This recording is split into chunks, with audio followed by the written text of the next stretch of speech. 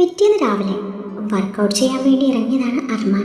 വില്ലയുടെ രണ്ടാമത്തെ നിലയിൽ അവൻ്റെ കിടപ്പ് മുറിയോട് ചേർന്ന് പ്രത്യേകം തയ്യാറാക്കിയ മുറിയിലാണ് അവൻ വർക്കൗട്ട് ചെയ്യുന്നത്. ബെഡിൽ ഉറങ്ങിക്കിടക്കുന്ന തൻ്റെ കുഞ്ഞിൻ്റെ ഇരുവശത്തും തലയണ വെച്ച് സുരക്ഷിതമായി കിടത്തി അവൻ വർക്കൗട്ട് ഏരിയയിലേക്ക് നടന്നു. ഇതേ സമയത്താണ് മറ്റേ മുറിയിൽ കിടന്നുറങ്ങുമായിരുന്ന ആ പെണ്ണ് കണ്ണു തുറക്കുന്നത്. അവൾ ചുറ്റും കണ്ണോടിച്ചു. താനിപ്പോൾ എവിടെയാണ് ഉള്ളതെന്നറിയാതെ അവൾ ധൃതിയിൽ ബെഡിൽ നിന്നും ചാടി എഴുന്നേറ്റു.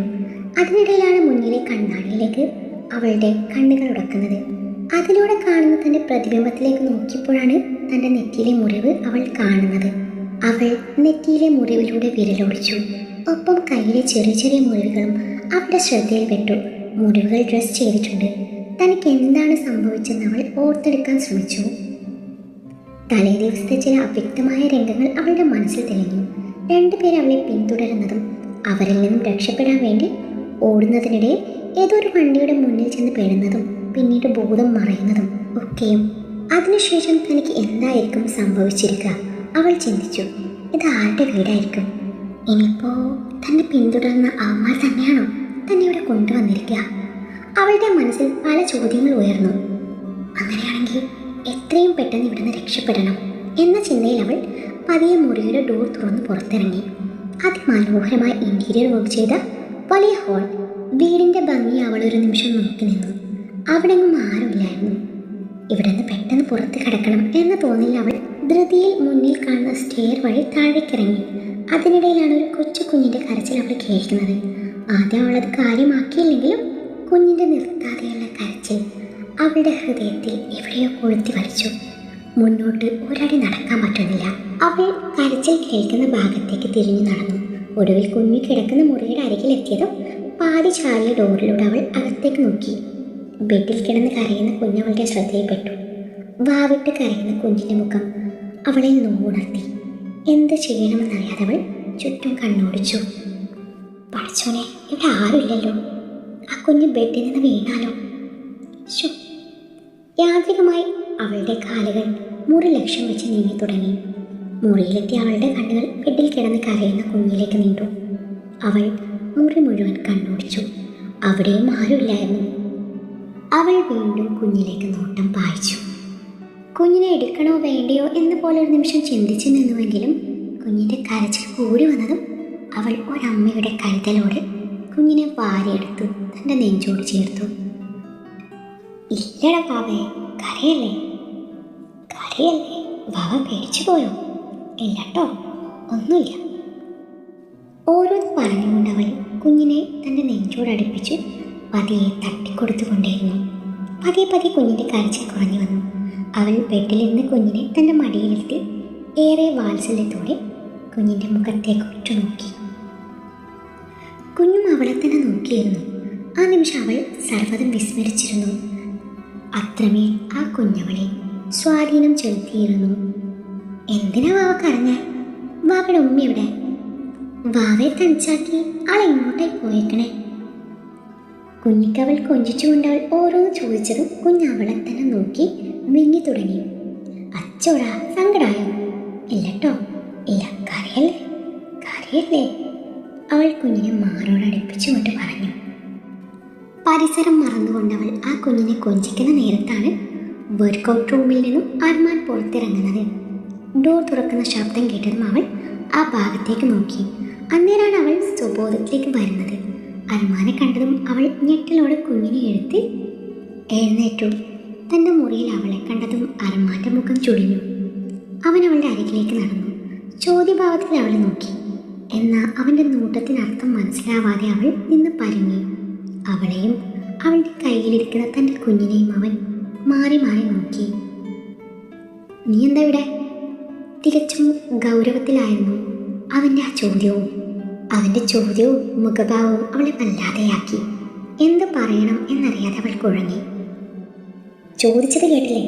ആരോട് ചോദിച്ചിട്ടാ നീ എൻ്റെ മുറിയിൽ കയറിയത്? അത് പിന്നെ കുഞ്ഞ് കരയുന്നത് കണ്ടപ്പോൾ ഞാൻ അറിയാതെ. അവൾ എന്തോ പറയാൻ ശ്രമിച്ചു. നിനക്ക് ചാവാൻ എൻ്റെ വണ്ടി മാത്രമേ കിട്ടിയുള്ളൂ? ഇന്നലെ രാത്രി താൻ ചെന്ന് പെട്ടത് അവൻ്റെ വണ്ടിക്ക് മുന്നിലാണെന്ന് അവൻ്റെ ആ പറച്ചിൽ നിന്നും അവൾക്ക് മനസ്സിലായി.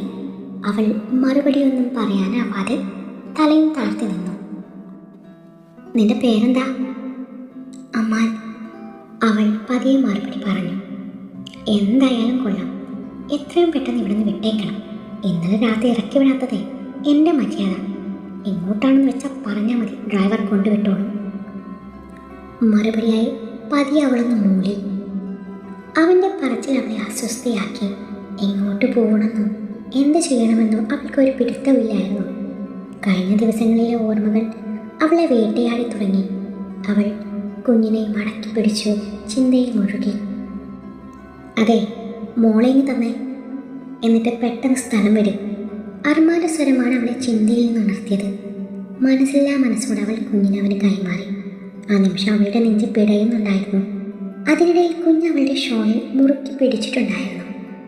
ആ പ്രവൃത്തിയിൽ അവൾ തലയിൽ നിന്നും ഷോൾ കഴുത്തിലേക്ക് വീണു. അവൾ വെപ്രാളത്തോടെ കുഞ്ഞിൽ നിന്നുള്ള പിടി വിടുവിക്കാൻ ശ്രമിച്ചു, എങ്കിലും നടന്നില്ല. ഒടുവിൽ അവൻ ഈർഷ്യയോടെ ഷോൾ എടുത്തു കൊടുത്തു. അവൾ ധൃതിയിൽ തന്നെ തല മറച്ച ശേഷം അവനെ ഒന്ന് നോക്കി. അവൻ്റെ അന്നേരത്തെ മുഖഭാവം കണ്ടതും അവൾ പേടിയോടെ മുറി വിട്ടിറങ്ങി. ഡോറിനരികിലെത്തിയതും അവൾ തൻ്റെ നടത്തി നിർത്തി ഒന്നുകൂടെ തിരിഞ്ഞു നോക്കി. ഇതേ സമയം അവളുടെ പോക്ക് നോക്കി നിൽക്കുകയായിരുന്ന അർമാൻ അവളുടെ പ്രവൃത്തിയിൽ ഒന്നമർത്തി മൂളിക്കൊണ്ട് ചോദ്യഭാവത്തിൽ തിരികെ അവളെ നോക്കി. അന്നേരം ഒന്നുമില്ലെന്ന പോലെ അവൾ തലയനക്കി മുറിവിട്ടിറങ്ങി പതിയെ നടന്നു. അതേ നേരത്ത് തന്നെയാണ് കോളിംഗ് ബെല്ലിൻ്റെ ശബ്ദം കേൾക്കുന്നത്.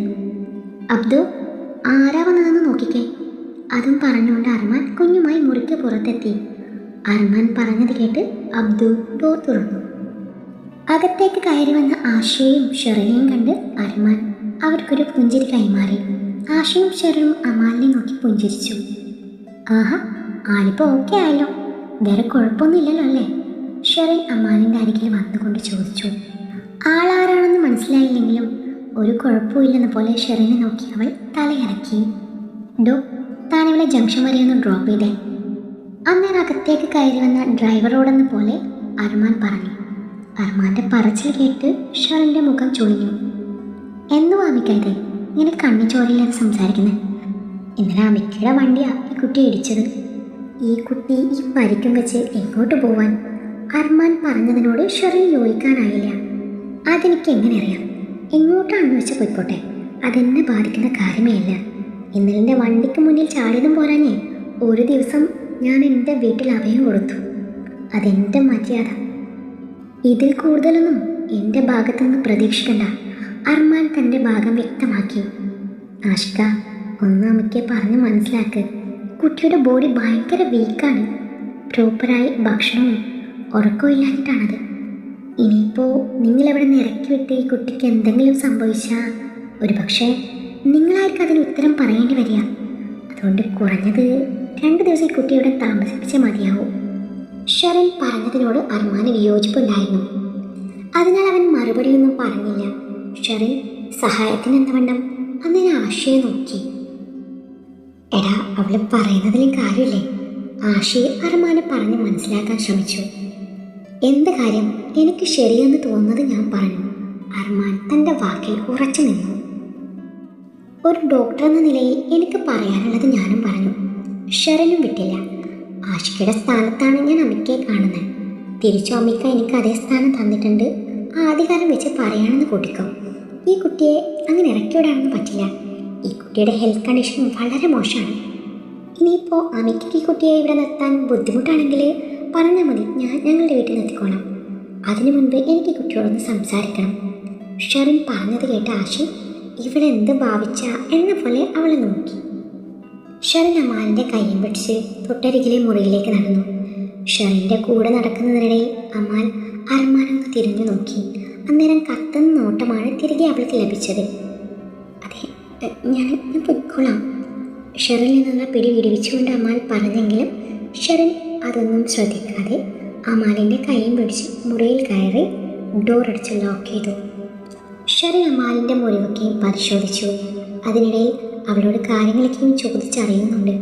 തനിക്ക് ആരുമില്ലെന്നും ജീവിതം മടുത്തപ്പോൾ മരിക്കാൻ വേണ്ടി ഇറങ്ങിയതാണെന്നും അതിനിടയിൽ ചിലർ തന്നെ അപായപ്പെടുത്താൻ ശ്രമിക്കുന്നുണ്ടെന്നും അവരാരാണെന്ന് തനിക്കറിയില്ലെന്നും അവരിൽ നിന്നും രക്ഷപ്പെടാൻ വേണ്ടി ഓടുന്നതിനിടയിലാണ് അർമാൻ്റെ വണ്ടിക്ക് മുന്നിൽ പെട്ടതെന്നും അമാൽ ഷെറിനോട് വെളിപ്പെടുത്തി. എന്നാൽ അവൾ ഷെറിനോട് കാര്യങ്ങളൊന്നും പൂർണ്ണമായി തുറന്ന് പറഞ്ഞില്ല. ഷെറിനും കൂടുതലൊന്നും ചോദിക്കാനും നിന്നില്ല. ഇതേ സമയം അർമാനും ആഷിറും തമ്മിൽ മുറിക്ക് വെളിയെ ഇതിനെക്കുറിച്ചുള്ള സംസാരത്തിലായിരുന്നു. കുറച്ച് കഴിഞ്ഞതും ഷെറിൻ ഡോറും തുറന്ന് പുറത്തേക്കിറങ്ങി. പിന്നാലെ അമാനും. ഇതിനിടയിൽ ആഷി അർമാനുമായി സംസാരിച്ചു. 2 ദിവസം അമാലിനെ അവിടെ എങ്ങനെയെങ്കിലും നിർത്തണമെന്ന് പറഞ്ഞ് സമ്മതിപ്പിച്ചിരുന്നു. അതെ, ഈ കുട്ടി ഇവിടെ നിൽക്കണോ അതോ ഞാൻ കൂടെ കൊണ്ട് പോകണോ? എങ്ങോട്ടോ മിഴികളൂന്നിക്കൊണ്ടുള്ള ഷെറിൻ്റെ ചോദ്യം കേട്ട് അർമാൻ ആഷിയെ ദഹിപ്പിച്ച് നോക്കി അകത്തേക്ക് നടന്നു. അതിനിപ്പോൾ എന്തിനാ എന്നെയും നോക്കി പേടിപ്പിക്കുന്നത്? അർമാൻ്റെ പോക്ക് കണ്ട് ആഷി പിറുപിറുത്തു. അല്ല ആഷിക, കൂട്ടുകാരനൊന്നും പറഞ്ഞില്ലല്ലോ. ആഷിയുടെ നേരെ തിരിഞ്ഞുകൊണ്ട് ഷെറിൻ ചോദിച്ചു. നീ എന്നെക്കൊണ്ട് കൂടുതലൊന്നും പറയിപ്പിക്കരുത്. ഷെറിനെ ദഹിപ്പിച്ച് നോക്കിക്കൊണ്ട് ആഷി പറഞ്ഞു. അതിന് ആഷിക്കെന്തേ എന്നോട് ദേഷ്യപ്പെടുന്നേ? നിങ്ങളുടെ കൂട്ടുകാരന് വാശിയാണെങ്കിൽ എനിക്കിതിരി വാശിയുണ്ടെന്ന് കൂട്ടിക്കോ. As A doctor. മതി മതി, നിന്റെ ഒരു ആസ് എ ഡോക്ടർ കേട്ടെനിക്ക് മടുത്തു. നിന്നെ ഡോക്ടറാക്കാൻ തോന്നിയ നിമിഷത്തോർത്തേ ഞാനിപ്പോൾ ഖേദിക്കുന്നു. ഇനി വന്നേ, ഇനി നമ്മളെ ഇവിടെ നിന്നാൽ ശരിയാവില്ല. ഷെറിൻ്റെ കയ്യിൽ പിടുത്തു വിട്ടുകൊണ്ട് ആഷി പറഞ്ഞു. അപ്പോൾ ഈ കുട്ടി? അതൊക്കെ ഞാൻ അവനെ കൊണ്ട് പറഞ്ഞ് സമ്മതിപ്പിച്ചിട്ടുണ്ട്. ഇനി ഇവിടെ നിന്ന് അവൻ്റെ വായിലിരിക്കുന്നത് മുഴുവൻ ഞാൻ കേൾക്കേണ്ടി വരും. അതുകൊണ്ട് നമുക്ക് എത്രയും പെട്ടെന്ന് സ്കൂട്ടാവുന്നതാണ് നല്ലത്. അത്രയും പറഞ്ഞ് ഷെറിൻ്റെ കയ്യിൽ പിടിച്ചുകൊണ്ട് ആഷി പുറത്തേക്ക് നടന്നു. അല്ല ആഷിക, ഞാൻ ആ കുട്ടിയോട് യാത്ര പറഞ്ഞില്ല. അതിൻ്റെ ഒന്നും ആവശ്യമില്ല ഷെറിൻ. ആഷി ഷെറിനെ നിർബന്ധിച്ച് കാറിലിരുത്തി പെട്ടെന്ന് തന്നെ അവിടെ നിന്ന് പോയി. അവിടുന്ന് അവർ നേരെ ചെന്നത് ഒരു ടെക്സ്റ്റൈൽ ഷോപ്പിലേക്കാണ്. ഷെറിൻ പർച്ചേസ് ചെയ്യുന്ന നേരത്ത് ആഷിറിന് പോസ്റ്റ് ആവുകയെ നിവൃത്തി ഉണ്ടായിരുന്നുള്ളൂ. ഷോപ്പിംഗ് കഴിഞ്ഞിറങ്ങിയതും ഷെറിൻ വണ്ടി അർമാൻ്റെ വില്ലയിലേക്ക് തിരിക്കാൻ പറയുന്നത് കേട്ട ആഷി ചോദ്യഭാവത്തിൽ അവളെ നോക്കി. അത് പിന്നെ ഈ ഡ്രസ്സേ അമ്മാലിന് കൊടുക്കാൻ വേണ്ടി, ഷെറിൻ പരിങ്ങലോടെ പറഞ്ഞു. നീ എന്ത് ഭാവിച്ച ഷെറിൻ? അത് പിന്നെ കുട്ടി 2 ദിവസം എന്തിട്ടോണ്ട് നടക്കും ആഷിക്ക? 2 ദിവസത്തെ കാര്യമല്ലേ, എന്തൊക്കെ ഇട്ടോളൂ. അല്ല, നീ എന്തിനാ അതൊക്കെ അന്വേഷിക്കുന്നേ? എന്തു ആഷിക്ക ഇങ്ങനെ കണ്ണിന് ബ്ലഡില്ലാതെ സംസാരിക്കുന്നേ? അതെ, ഞാനൊരു പെണ്ണാ. എന്നെ പോലൊരു പെണ്ണല്ലേ അമ്മാലും. ഒരു പെണ്ണിന് മാത്രമേ മറ്റൊരു പെണ്ണിൻ്റെ അവസ്ഥ മനസ്സിലാക്കാൻ പറ്റുള്ളൂ. മാറി എടുക്കാൻ ഡ്രസ്സ് പോലില്ലാതെ കുട്ടി എങ്ങനെ അവിടെ താമസിക്കുന്നേ? അതുകൊണ്ട് ഞാൻ കുറച്ച് ഡ്രസ്സ് വാങ്ങി. നീ എന്നെ കൊലക്ക് കൊടുത്ത് അടങ്ങൂ അല്ലേ? ആഷയുടെ പറച്ചിൽ കേട്ട് ഷെറിൻ ഇളിച്ച് കാണിച്ചു. ആഷ അവളെ കൂർപ്പിച്ച് നോക്കി വണ്ടി മുന്നോട്ടെടുത്തു. അതെ ആഷിക. അത് പിന്നെ നിങ്ങൾ നേരത്തെ ഒരു കാര്യം പറഞ്ഞായിരുന്നില്ലേ, കുറച്ച് ദിവസം നമുക്ക് നാട്ടിലുണ്ടാവുന്നു, ധൂമോളെ നോക്കാനൊരു സ്ത്രീ വേണമെന്നും പറഞ്ഞായിരുന്നു. അതിനിപ്പോൾ എന്താ? അതെ, പറ്റിയാലേ എൻ്റെ കയ്യിലുണ്ട്. നേരത്തെ ഞാൻ കാര്യം സൂചിപ്പിച്ചപ്പോൾ നീ അങ്ങനൊന്നും അല്ലല്ലോ പറഞ്ഞേ. അതിനിപ്പോഴല്ലേ ആൾ സെറ്റായേ? ഒരു പാവം കുട്ടിയാ. ഞാനേ വരാൻ പറയട്ടെ. നീ ആരുടെ കാര്യം പറഞ്ഞു വരുന്നേ? ആഷർ സംശയത്തോടെ ചോദിച്ചു. അമ്മാൻ, ആ കുട്ടിയുടെയാ. എന്തേ? ആ പേര് കേട്ടത് ആഷി അവളെ ദഹിപ്പിച്ച് നോക്കി. എന്താ നിന്റെ ഉദ്ദേശം? ആഷിക്ക, അമ്മാലെ നമ്മളെ പൊന്നു പോലെ നോക്കിക്കോളും. അവൾക്ക് സ്വന്തം എന്ന് പറയാൻ ആരുമില്ല. കയറി ചെല്ലാനൊരു വീടുമില്ല. അമ്മാരുടെ മുന്നിൽ ചെന്ന് പെട്ട അതോടെ തീർന്നു. ഷെറിൻ അമ്മാലിൻ്റെ അവസ്ഥ ആഷിയെ പറഞ്ഞ് മനസ്സിലാക്കി. ആഷിക്ക, ഇതേ ഒരവസരമാണ്. നിങ്ങളുടെ കൂട്ടുകാരൻ്റെ ജീവിതത്തിലേക്ക് തിരിച്ചു കൊണ്ടുവരാനുള്ള അവസരം. അത് നമ്മൾ മാക്സിമം ഉപയോഗിക്കുന്നു. ധൂമോളിലൂടെ അമ്മാൻ അമ്മയ്ക്കയുടെ ഹൃദയത്തിൽ പ്രണയത്തിൻ്റെ വിത്ത് പാകുന്നു. പിന്നീട് അത് പന പോലെ പന്തലിച്ച് ഒരു പ്രണയ വസന്തം തീർക്കാൻ എനിക്ക് ആഷിക്കയുടെ പരിപൂർണ പിന്തുണ കൂടെ വേണം കേട്ടോ. ആ ഒരു നിമിഷം ഷെറിനെ പറഞ്ഞു തിരുത്താനാവാതെ ആഷിർ കുഴങ്ങി.